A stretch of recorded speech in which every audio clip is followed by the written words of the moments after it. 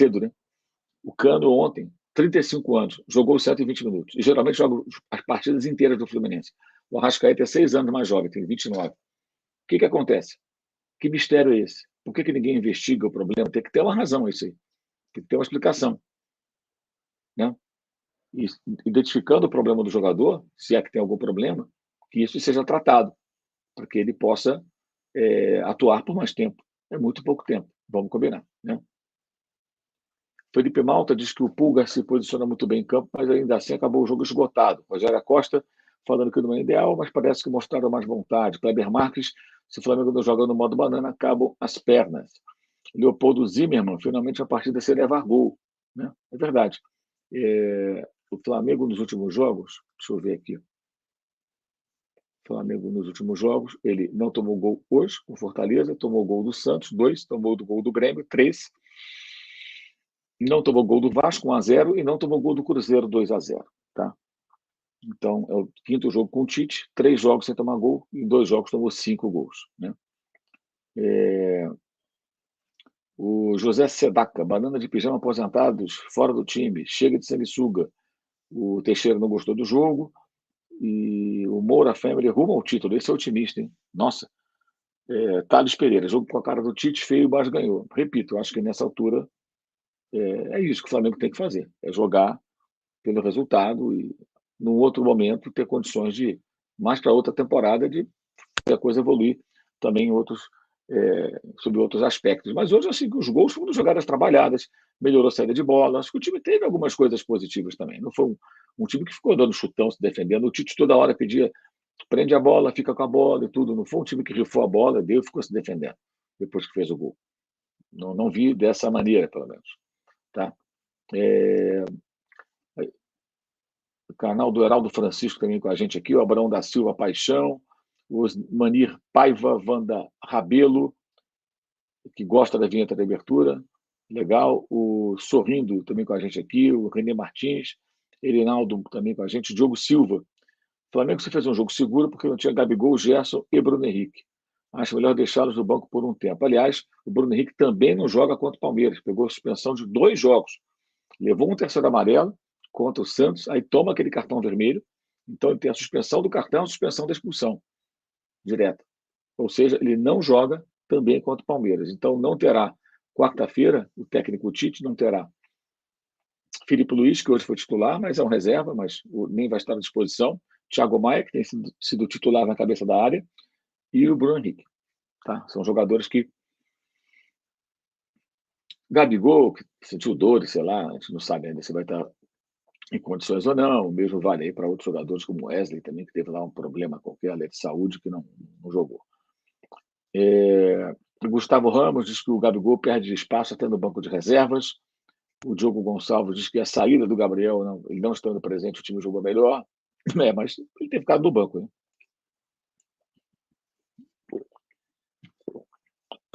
Perdão. Um pouco de garganta irritada.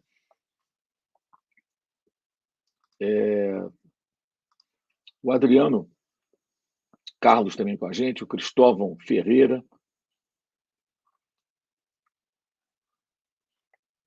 O Cristóvão Ferreira não concorda comigo. O Flamengo fez um jogo seguro. Eu achei que o Flamengo fez um jogo seguro. Fazer um jogo seguro, Cristóvão, não significa que você não vai ser ameaçado em nenhum momento. Não, você vai ser ameaçado, vai tomar a bola na trave. O Fortaleza é um bom time, joga em casa. Eu acho que é um jogo seguro. Um jogo seguro é um jogo sem exposição, conseguindo administrar. Agora, vai correr algum risco. O adversário tem qualidade. Ele vai criar alguma situação. Agora, o jogo inseguro é o jogo do Grêmio, 3 gols em 10 minutos.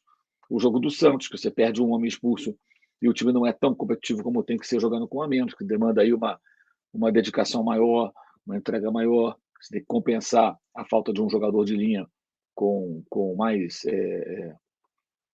empenho, né? Correr um pouco mais, deixar um pouco mais em campo, e isso não aconteceu. Tá? Aí o Luiz Fernando fala, quando é com os outros, é jogo reativo. Para o Flamengo é um jogo seguro. O Flamengo não fez um jogo reativo todo o tempo, fez até em alguns momentos. Eu não sou contra o jogo reativo do Fernando, você deve conhecer o meu trabalho. O que eu questiono são times com bons jogadores que sempre jogam dessa forma. E não tem diversidade, não tem repertório, sabe? Porque é mais fácil jogar assim, né? Esse é o ponto. Tá? Agora, eu achei que o jogo foi um jogo seguro. Estamos analisando o Flamengo dentro das circunstâncias. Se você acha que eu não critico o Flamengo, cara, você deve ser uma pessoa muito distraída. Ou você está sendo intelectualmente desonesto, que você está falando algo que não existe. Mais pancada do que você dá no Flamengo aqui, meu amigo. E sempre com propriedade, tá? E com educação, sem gritaria, sem perder a linha. Tá? Aqui não tem palhaçada, não tem. Tá? O Márcio Henrique não gostou do Flamengo. O Kleber também não achou o jogo seguro. Se o Fortaleza tivesse um pouco mais de qualidade, tinha virado. Pois é, mas quantas grandes defesas fez o Rossi? E até na bola na trave, ele estava na bola. Talvez se fosse no gol ele defendesse. Eu achei que o time fez um bom jogo. Vocês querem o quê, gente? Vocês acham que do nada esse time modo banana, com desfalques, ele sai para fazer um jogo de imposição, dominando, criando chances, não sofrendo nenhum risco? Vocês estão em outro planeta. O técnico acabou de chegar, o quinto jogo dele. Está tentando refazer o time. E nesse momento, eu falei isso depois da derrota para o Santos, ele tem um caminho só, na minha visão, o Tite, que é identificar os jogadores com os quais ele pode contar. Quando eu falo contar, são aqueles que vão deixar tudo em campo, vão lutar, vão se empenhar, tá? Para que eles possam corresponder minimamente às expectativas e o Flamengo poder brigar por uma vaga na Libertadores. Vaga que está bem difícil. Está bem difícil. Tá?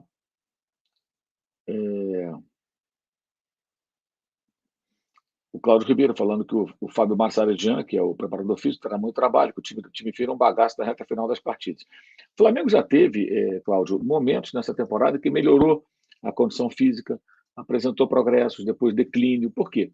Repito o que eu falei há pouco. Uma mudança constante de preparador físico. Porque muda o técnico, muda o preparador físico. Então o Flamengo começou o ano, o preparador físico era como é o nome dele?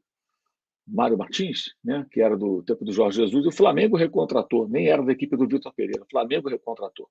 Quando saiu o Vitor Pereira, ele saiu junto. Aí aí ficou lá o Mário Jorge, 2 jogos e tudo, aí chegou o Sampaoli.